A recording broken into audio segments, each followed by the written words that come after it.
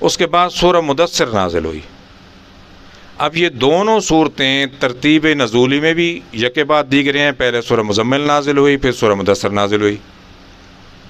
اور ترتیب مصحف جو قرآن کریم کی ترتیب ہے، جو صورت اترتی تھی نازل ہوتی تھی، جو آیت اترتی تھی، حضور فرمایا کرتے تھے اس آیت کو فلاں صورت میں فلاں جگہ رکھیں، فلاں صورت کو فلاں صورت کے ساتھ رکھیں۔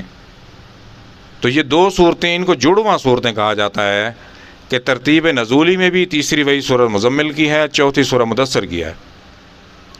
اور ترتیب مصحف جو قرآن کریم، مصحف ہے صحیفوں کی جمع، صحیفہ کہتے ہیں کتابچے کو، بہت سے کتابچے جمع کر لیے جائیں تو صحیفے سے مصحف ہو جائے گا، تو قرآن کریم کو مصحف کہا جاتا ہے۔ تو ترتیب مصحف میں بھی دونوں صورتیں اکٹھی ہیں، پہلے سورہ مزمل ہے، نزول میں بھی پہلے سورہ مزمل ہے، اور سورہ مدثر ترتیب قرآن میں بھی یہ دونوں اکٹھی ہیں، ان کو جڑواں صورتیں کہا جاتا ہے۔ باقی وہی اکٹھی صورتیں کوئی نہیں ہیں۔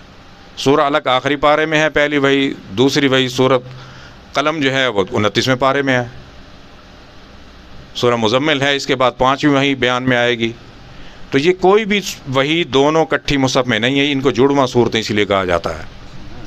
سورہ مدثر جب نازل ہوئی تو ترتیب کلام بھی دونوں کا ایک ہی ہے۔ یا ایھا المزمل، زمل کمبل کو کہتے ہیں، یا ایھا المدثر، دثر لحاف کو کہتے ہیں، لحاف لپیٹنے والے، قم، کھڑے ہو جائیں۔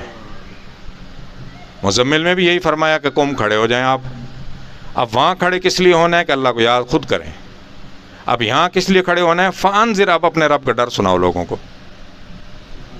پہلے کیا ہے کہ خود یاد کریں اپنے رب کو، اب لوگوں کو ڈر سنائیں۔ مدثر کم فانذر وربک، اور اپنے رب کی کبریائی بیان کر، وربک فکبر، اپنے رب کی کبریائی بیان کرے۔ لوگوں کو کیا سنانا ہے آپ نے کھڑے ہو کے؟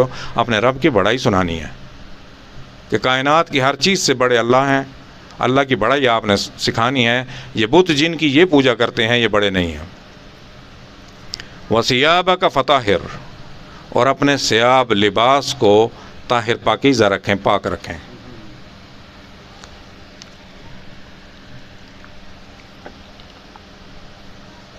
وَالرُّجْزَ فَاهْجُرْ، اور گندگی سے دور رہیں۔ اس وقت سب سے بڑی گندگی کیا تھی؟ شرک تھا مکے میں۔ اللہ کے گھر میں بت رکھے ہوئے تھے، 360 بت اللہ کے گھر میں رکھے ہوئے تھے، ہر قبیلے کا ہر دن کا اپنا بت تھا، اور سب سے بڑا جو بت تھا حبل، وہ کعبے کی چھت پہ رکھا ہوا تھا۔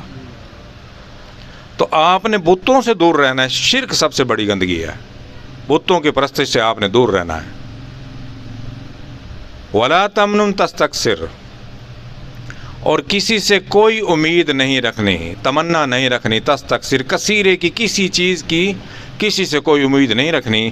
پہلے ہی سورۃ قلم میں اللہ تعالیٰ نے نبی کریم صلی اللہ علیہ وسلم کو یہ تسلی دے دی تھی، وَإِنَّ لَكَ لَأَجْرًا غَيْرَ مَمْنُونٍ، آپ کے لیے اجر ہے غیر ممنون، جس کا حساب ہی نہیں ہے، نہ دنیا میں نہ آخرت میں۔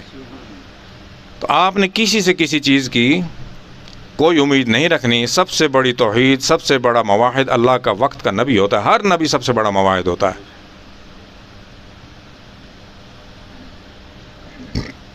وَمَا يَنطِقُ عَنِ الْهَوَىٰ إِنْ هُوَ إِلَّا وَحْيٌ يُوحَىٰ، نبی کبھی اپنی خواہش کی پیروی نہیں کیا کرتے۔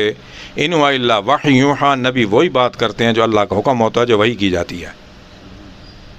اس کا اٹھنا بیٹھنا، اوڑھنا بچھونا، اس کا کھانا پینا، چلنا، قیام طعام، ہر چیز اللہ کی مرضی سے ہوتی ہے۔